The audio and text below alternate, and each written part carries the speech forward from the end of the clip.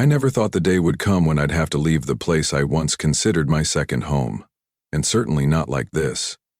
At 54, when most people are preparing for the final chapters of their careers, I, Lucas Carter, found myself at an unexpected crossroads.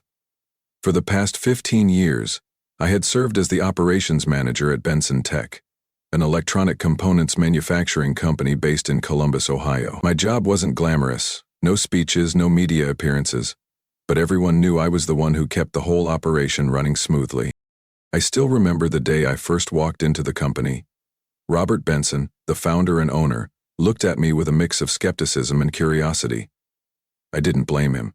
I had just come from a mechanical company that had gone under, holding nothing but an engineering degree and nearly 20 years of hands-on experience. Degrees are easy to come by, Robert said during my hiring interview. But finding someone whose hands know what they're doing, that's rare. After a few years, Robert started calling me into his private office more often. Those meetings were never long, never filled with small talk, just a few numbers, a few production details to go over. But there was an unspoken understanding between us. We weren't fishing buddies or weekend drinkers, but Robert knew he could trust me completely. "I know you'll never let me down," he used to say after every meeting. That stability lasted until 6 months ago, when Robert decided it was time to retire. On a chilly April morning, he called me into the large conference room, where all the employees were gathered for a major announcement. "Lucas," he said, his face betraying more worry than confidence, "I'm handing Benson Tech over to Rachel." Rachel was his daughter, 31 years old, freshly back from 3 years in New York with an MBA in hand and ideas Robert often described as too theoretical and impractical. I said nothing that day, simply nodded out of respect. Though a sinking feeling gnawed at me, I stayed silent. But the first week Rachel showed up, the change was unmistakable. She walked through the production floor, frowning at the older workers. She talked endlessly about optimizing human resources, a phrase she loved to throw around, in meetings filled with colorful PowerPoint slides but lacking any real substance. That afternoon, as I was finishing my weekly report, I got a call from Rachel's office. When I entered, she was sitting behind her father's old desk, face blank, posture rigid. "Lucas," she said curtly, her voice cold as steel, "we've decided to make some leadership changes. We want a younger team. You understand, don't you?" I stayed calm, kept my voice even. "You're letting me go?" Rachel smiled slightly, a smile that didn't reach her eyes. "Letting go sounds harsh. Let's just say we need people who align better with the company's new vision." "You're sure about this?" I asked, locking eyes with her, searching for even a flicker of hesitation. She merely raised an eyebrow. "Absolutely. Benson Tech needs change. And I don't think someone so traditional fits anymore." She said traditional like it was a disease, as if 15 years of dedication had suddenly become a liability. I nodded slowly, took a deep breath, and gave a small, almost polite smile. "Thank you for being clear." "That's it?" Rachel seemed surprised I wasn't arguing, begging, or causing a scene. "Is there anything else?" I replied, my voice so even it startled even me. She studied me for a long moment, then waved her hand dismissively. "You can go." I walked out without once looking back. But what Rachel didn't know, or had simply chosen to ignore, was something her father had carefully inserted into my employment contract 15 years ago. A protection clause. A clause that guaranteed a generous severance if I was ever terminated without documented cause. When the office door closed behind me, I allowed myself a slight smile. Rachel wanted to reshape Benson Tech. But this time, she had made a mistake so serious not even her father could fix it. I drove slowly through the dimly lit streets of Columbus, feeling hollow inside. The cardboard box with my personal belongings rattled on the passenger seat, a painful reminder of how quickly 15 years of work had been packed away. Outside, storefronts still glowed, and people still laughed in cafes, while my world had just fallen apart. Rachel Benson, once praised as the bright new hope, now officially held the reins. And her method of modernizing the company was simple: erase the past. Within just 2 weeks of my departure, Benson Tech began changing at a dizzying pace. Departments that had once functioned like well-oiled machines became chaotic under the leadership of Rachel's young specialists. People who could build flashy presentations but didn't understand the first thing about running a real production line. I heard it from the few old friends still inside. They called, texted, their voices tight with unease. "Lucas, things are falling apart, fast." Benson Tech, the company I once knew, was being erased day by day. Meetings replaced hands-on inspections. Critical decisions were made from charts and reports drafted by outside consultants, not from real-world knowledge. I had predicted consequences, but it didn't make witnessing it any less bitter. Especially when Rachel rolled out her workforce optimization program, corporate speak for mass layoffs of experienced staff. Anyone over 45 was systematically called in, handed a pink slip, and thanked for their service. Martin Collins, the lead mechanical technician who had been there from day one, was among them. Amanda Lee, who had saved an entire production line with a single brilliant adjustment, followed soon after. One by one, the pillars of Benson Tech walked away, taking with them decades of wisdom and loyalty. Things Rachel didn't even bother to value. One evening, Martin called me from our old hangout bar, his voice thick with defeat. "Lucas, they let me go. No warning, no review. She just said, 'You don't fit our new direction.'" Direction for what? They never even asked us. I listened silently, anger and helplessness boiling in my chest. I knew exactly how he felt, discarded like an outdated tool, simply because he was born too early. But Rachel had overlooked something, or maybe she had just been too arrogant to care. Reckless moves have a price. And this time, it wasn't going to be just a few pink slips. One early summer afternoon, while reviewing my employment documents with my attorney, Walter Price, a silver-haired man with a calm but razor-sharp demeanor, he looked up from the papers and gave a half-smile. "Lucas, your severance clause is airtight.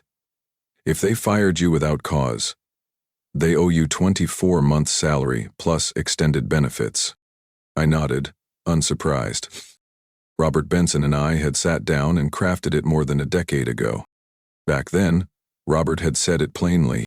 "Lucas, I need you stable for the long haul. I don't want some future CEO tossing you aside over personal agendas." Robert had seen far ahead. What a shame he hadn't foreseen it would be his own daughter causing the collapse. Walter closed the file, a glint of satisfaction in his eyes. "We'll file your severance claim next week. And Lucas," he paused, a smirk tugging at the corner of his mouth, "I'm not sure Rachel has any idea what's coming her way." I leaned back in my chair, feeling, for the first time in weeks, a different kind of fire stirring in my blood. Rachel might have thought I would leave quietly, carrying only regret. But what she didn't know was that some foundations aren't so easily broken, and sometimes, arrogance is exactly what sparks a silent but unstoppable uprising. I smiled faintly, tapping my fingertips slowly against the table. The game, truly, had just begun. On Monday morning, I sat in Walter Price's office, a steaming cup of coffee in front of me. The large glass window behind him reflected the harsh Ohio summer sun, but the air in the room was cold as steel. Spread across the desk was my employment contract. Key sections highlighted in bright yellow. "Lucas," Walter said in a low, steady voice, "we have everything we need. Your contract is crystal clear. No specific cause for termination, no written warnings, no breach of ethics. Benson Tech is obligated to pay you severance equal to 24 months' salary, plus continued health benefits through the end of next year." I nodded silently. There was no triumph in my heart, only a strange emptiness. More sadness than anger. Walter carefully turned to Appendix H, pointing at a clause. "On top of that, if the company violates this provision, they're responsible for covering all of your legal fees." "How do we start?" I asked calmly. Walter gave a slight, almost amused smile. "First, we send a demand letter. Give them 10 business days to respond. If they don't, we file a claim in labor court. Believe me, Lucas, they won't want this dragged out." What Rachel's doing will cost them not just money but their reputation too. I sipped my coffee, my eyes staring out the window at the slow-moving clouds. Part of me wanted to end it quickly and move on with rebuilding my life. But another part, buried deeper, wanted them to understand. Disrespect has a price. That afternoon, Walter officially sent the demand letter to Benson Tech's legal department. Short, polite, but firm, demanding a severance payment of $280,000 within 10 business days, along with all entitled benefits. 2 days later, my phone rang. "Unknown number," he answered, and a young man's voice came through, trying hard to sound professional. "Good morning, Mr. Carter. This is Andrew Long, legal counsel for Benson Tech. We received your letter. I think we should meet to discuss a settlement." I smiled, as if I had expected this all along. "I'll bring my attorney." Perfect. Friday at 10 a.m. at the company's office. When Walter and I walked into the conference room that Friday morning, the setup was already in place. Andrew Long, early 30s, sharply dressed but clearly uneasy, sat across the table, avoiding direct eye contact. Beside him was Rachel Benson, casually scrolling through her phone, acting like this meeting was hardly worth her time. "Lucas," Rachel began, syrupy sweet, "it's really unfortunate it had to come to this. We understand you have certain feelings, but we hope you can appreciate the need for the company to move forward." I folded my arms, keeping my face neutral. Walter slid the contract across the table, tapping lightly on the severance clause. "This isn't about feelings. It's about legal rights. Either the company honors its commitment, or we'll see each other in court." Andrew cleared his throat, trying to regain control. "The company would like to offer 6 months' salary as a gesture of goodwill. We believe that's a fair solution for both parties." Walter chuckled quietly, unable to hide his disdain. 24 months, not a day less. Rachel leaned forward, voice tight with irritation. "You realize, Lucas, that a lawsuit could drag on for years? Your reputation, your career opportunities, all at risk. Are you really willing to ruin yourself over a contract?" I stared directly into her eyes and answered slowly. "Rachel, you think I'm worried about my reputation? Meanwhile, you're the one actively destroying the company your father built." The room fell into a thick silence. Andrew leaned over and whispered urgently to Rachel. After a tense moment of silent negotiation, they reluctantly agreed to pay the full 24-month severance. The paperwork was drawn up right there. When I finally signed the final document, Rachel shot me a look filled with bitterness and helpless rage. I just gave her a slight smile, no words needed. As I left the building, I paused at the top of the steps, breathing in a long, deep breath. The early summer breeze swept through my hair, carrying the scent of freedom and new beginnings. I knew, deep down, everything was only just beginning. I hadn't just reclaimed what was owed to me. I was going to do far more than that. Because what Rachel never understood was this. When you tear up a strong foundation, you leave behind a void.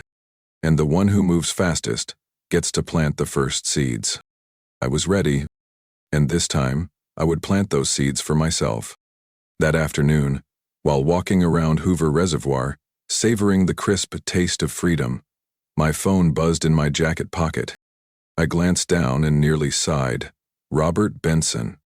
The man who once trusted me more than anyone else at Benson Tech was now calling, just days after the settlement with Rachel was finalized.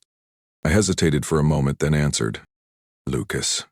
Robert's voice was low, raspy, and laced with exhaustion. "I just heard what happened. Can you meet me? This afternoon at the old farm." Part of me wanted to say no, but the memory of everything Robert had done for me over the years nudged me to reply. "All right, I'll be there." Robert's farm sat about 30 miles north of Columbus, a 2-story wooden house nestled among a forest of maple trees, blazing red in the sunset. When I arrived, he was sitting in a rocking chair on the porch, a glass of iced tea in hand, his eyes distant as if lost in a thought he'd been carrying for a long time. He pointed to the chair across from him without saying a word. We sat in silence for a while, with only the sound of wind rustling through the trees and the faint calls of forest birds. "Lucas," he began, his voice heavy, I warned Rachel about the clause in your contract. I made it clear to her before I stepped down, there are certain things you don't touch if you don't want the company to destroy itself. I didn't reply, only nodded quietly. Robert sighed, his gaze dropping to the porch floor. I know you're not someone who picks a fight. If you acted, it means things went too far. I clenched my hands into fists in my lap, feeling a deep knot of anger. Seeing a man who had once led so firmly, now sitting powerless as his daughter dismantled everything he built. Some things, I said slowly, can't be fixed with goodwill alone, sir. Robert nodded slightly, his eyes still fixed on the distant tree line. I gave the company to Rachel because I thought if I didn't hand over real control, she'd always live under my shadow. But I was wrong. I was blind to think that a degree in lectures from New York could replace hands-on experience and professional integrity. His voice dropped, nearly a whisper. I saw the signs, slashing the engineering department, hiring outsiders who didn't understand manufacturing. But I thought she'd learn, eventually. I was wrong. He stopped, his fingers trembling slightly as they ran along the arm of the chair, deep fatigue carving lines across his face. I heard about the severance settlement, he continued, his voice lower. I don't blame you. Honestly, I think you had to do it. She needs to learn that every foolish decision comes at a price. I gave a bitter half-smile. The money's just surface level, sir. What hurts more is watching Benson Tech lose its soul. Robert turned to look at me, his gaze deep and sad. I know. And I'm afraid it may be beyond saving. A strong gust of wind swept across the porch, scattering golden leaves all around us. Robert lifted his iced tea, as if clinging to something small and steady, then looked directly at me. Lucas, I won't ask you to come back. I know you have your own plans. But if one day you find a way to save what's left of Benson Tech, I hope you won't turn away. I gripped the armrest tightly, my heart weighed down. It wasn't a request. It was a last wish. I stood up and extended my hand. Robert rose too, shaking my hand with all the strength left in his aging body. I promise, I said, locking eyes with him. If there's a chance, I'll do what needs to be done. For a fleeting second, hope flickered in his eyes. Fragile, but real. Before fading again like a candle before a storm. As I turned away and walked off the porch, the sun slipped behind the ridge, setting the sky ablaze in deep crimson. And deep down I knew that promise would soon become the greatest test of my life. And this time, I wouldn't just be fighting for myself. I would be fighting for the values Benson Tech once stood for, even if I had to start from ashes. That night, I sat in the small kitchen of my home, the soft yellow light casting long shadows on the walls. Next to my cold coffee was a list I had scribbled earlier that afternoon, names of people I trusted most at Benson Tech, those who had stood with me through countless expansions, cutbacks, and crises. I picked up my phone, scrolling through the names. Martin Collins, Amanda Lee, Jeremy Nash, Patricia Moore. Each name carried a story, an irreplaceable piece of the machine Benson Tech once was. I started calling. Martin answered first, his voice still heavy with bitterness. Lucas, I thought you'd be busy enjoying that severance payout by now. I chuckled, but there was something steely underneath it. Martin, I've got a plan. Not for revenge. For rebuilding. From the ground up. There was a pause on the other end before he asked, more seriously, what do you need me to do? I need you to check your contract, I said steadily. If you have a clause like mine, claim your rights. And I want you to join something bigger. Something we'll own. Martin gave a soft laugh, the kind I hadn't heard in a long time. The laugh of an engineer ready to build instead of complain. Give me 24 hours, he said. I'll call you back. One by one, I called Amanda, Jeremy, Patricia. Different reactions, but one common thread. No one hung up before hearing me out. They had all seen too clearly how far Benson Tech had fallen under Rachel. 2 days later, we gathered at an old coffee shop in Westerville, where worn-out wooden tables and dim lighting made time seem to slow down. Martine arrived first, carrying an old copy of his employment contract he found stuffed in a desk drawer. "I've got an 18-month severance clause," he said, his voice steady. "Enough to launch from." Amanda followed, tossing a folder onto the table. 12 months for me. Not huge, but not nothing. Jeremy and Patricia nodded. Both had significant severance protections if terminated without cause. We sat quietly for a while, sipping our coffee, each lost in thought. Finally I spoke, my voice low but certain. "I'm negotiating with a partner named Dean Rourke. He owns Rourke Components, a small machining shop outside Newark. Dean's looking to expand into precision parts manufacturing, exactly the kind of custom work we used to do at Benson Tech before Rachel gutted it." Martin raised an eyebrow. "You planning to start a new company?" "I'm planning to build a new future," I replied. "A place where experience isn't seen as a burden, where we don't have to ask permission to do what's right." Patricia chuckled softly, her eyes lighting up for the first time in weeks. "Got a name for it yet?" I nodded. "Pinnacle Precision. The peak of craftsmanship. The peak of loyalty." Jeremy slammed his hand on the table. "I'm in." Martin and Amanda exchanged a glance and nodded almost simultaneously. That very night, I drove out to meet Dean Rourke at his small office, where a blueprint of a new factory was spread across the table. Dean was a sturdy man in his early 60s, hair neatly trimmed and silver, eyes sharp like a seasoned machinist. "I heard about what happened to you at Benson," Dean said, motioning for me to sit, "and frankly I'm sick of businesses forgetting real value in favor of flash." He pointed at the layout of the new plant.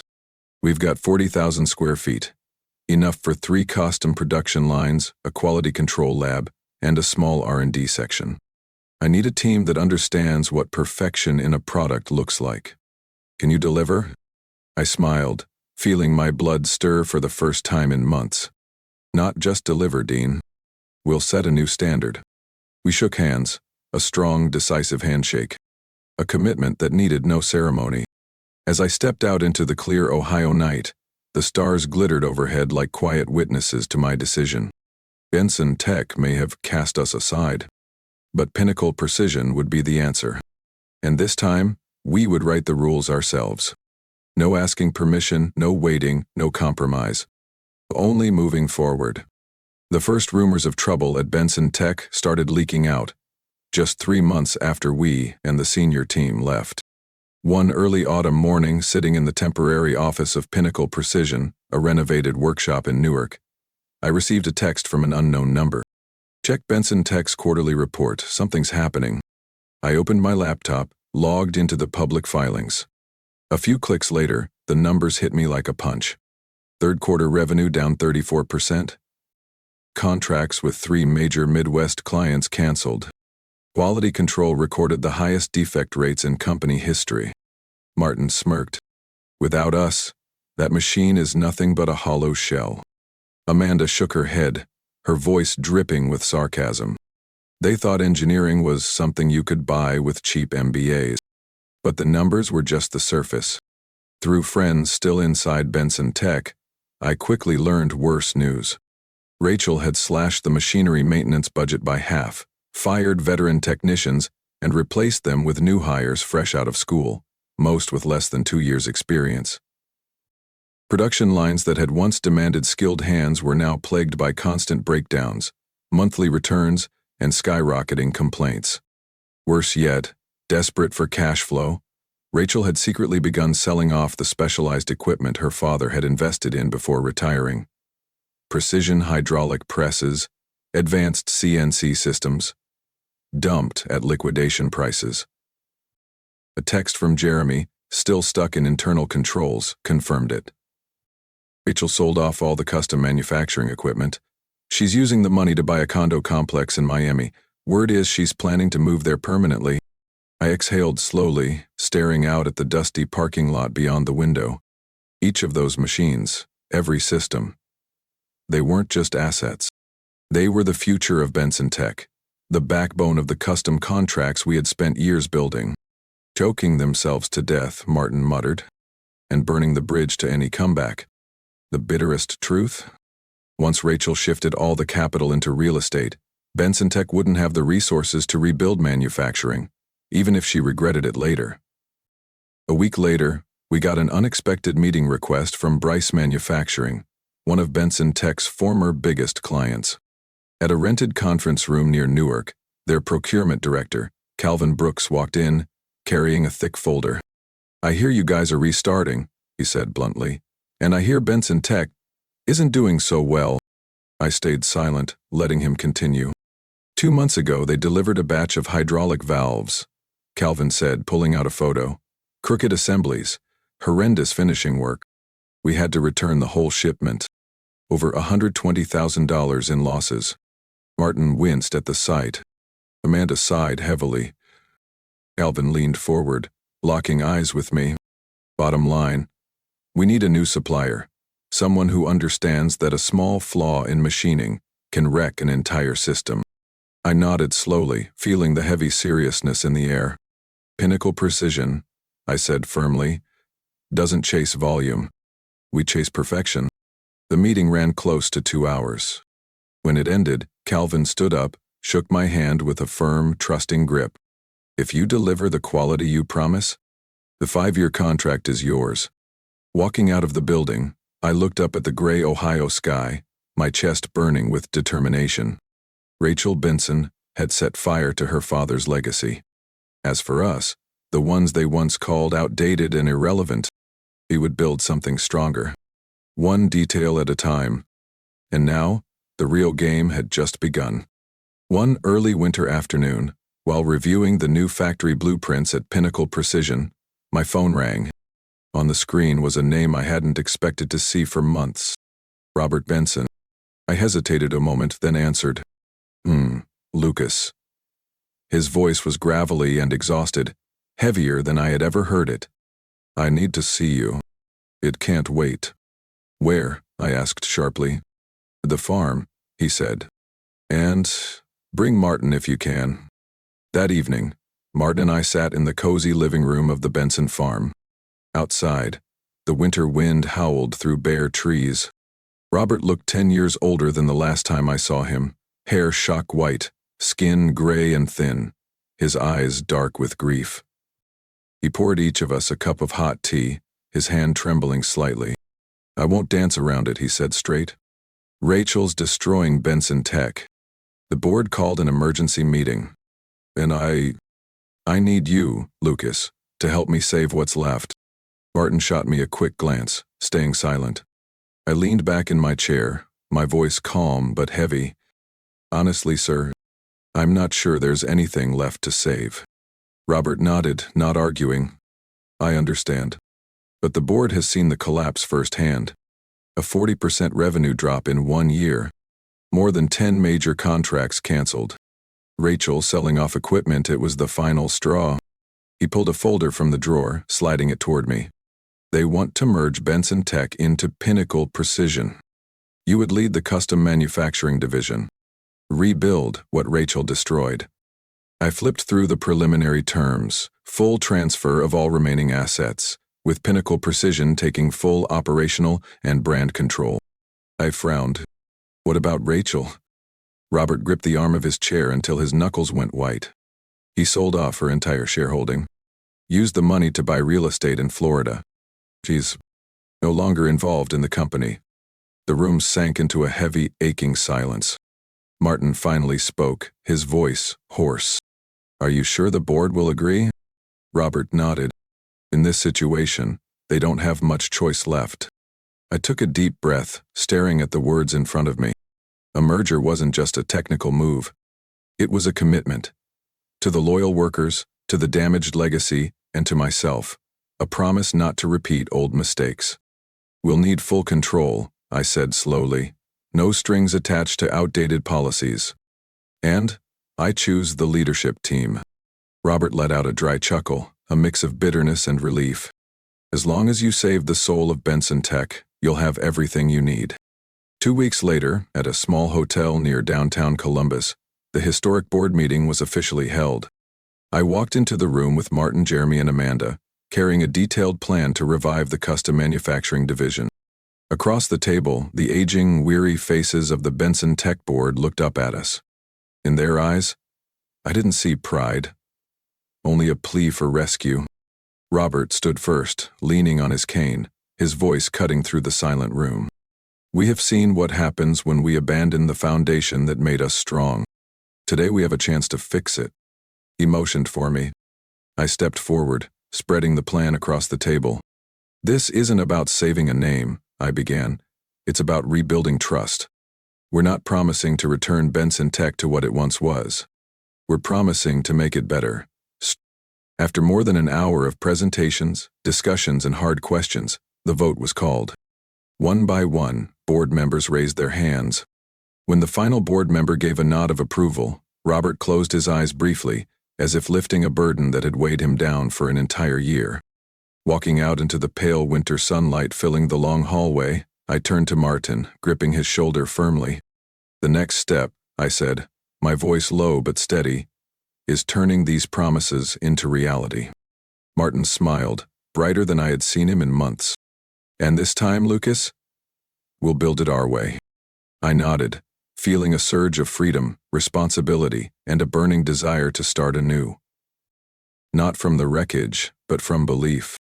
3 months after the merger, mornings at Pinnacle Precision, now Pinnacle Benson Manufacturing, buzzed with a completely different energy. Under the warm glow of the newly renovated factory lights, rows of modern CNC machines hummed in perfect rhythm. The scent of hot metal, cutting oil, and fresh hope blended into something indescribable. Something only those who had stood in the heart of a living, breathing factory would recognize. Martin Collins and I now shared leadership. I steered the overall product strategy, while Martin, with his sharp engineer's mind, led the custom manufacturing division, specializing in high-precision hydraulic components, the very field Rachel had once scoffed at.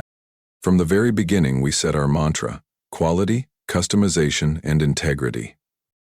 And no one, not even the optimists, could have predicted the growth we achieved in just 2 quarters. The first financial report after the merger showed a net profit up 26%, custom orders, once only 15% of revenue, now accounted for more than 40%. Clients who had once fled during the chaos of Rachel's leadership were now returning. Others, who had only heard our name in passing, were reaching out first. One March morning, I received an email from Midwest Systems, once Benson Tech's biggest partner for over a decade. We've heard about the changes under your leadership. Interested in resuming cooperation. Please send a proposal for the next generation hydraulic valve project. I stared at the screen, then looked up and caught Martin's gaze across the shop floor. No words were needed, just a meaningful nod between us. But success didn't just come from winning back old clients. Jeremy Nash, once overlooked by Rachel, now led our R&D department. Within 6 months, his team had successfully filed 2 new patents for ultra-durable hydraulic valve systems, innovations expected to reshape the heavy machinery industry. I still remember the moment Jeremy burst into my office, a roll of blueprints in hand, eyes glowing. Lucas, this is going to make the people who doubted us rethink everything. I clapped him on the shoulder, pride swelling in my chest. We hadn't just survived. We were shaping the future. What made me happiest wasn't the rising profit margins or the new contracts. It was the people. Familiar faces who had once left Benson Tech in shame now returned with pride. Patricia Moore, who once ran quality control with an iron grip, now led our inspection department, and not once had she let a product slip past standards. Jason Wright, the brilliant CNC programmer whose budget Rachel once slashed, now headed our programming team with full creative freedom. We weren't just retaining talent. We were restoring trust. Everyone at Pinnacle Benson understood. Here, experience wasn't a burden. It was the foundation. One Friday afternoon, I stood on the balcony of the main office, looking down at the factory where the golden light of sunset bathed everything in a warm glow.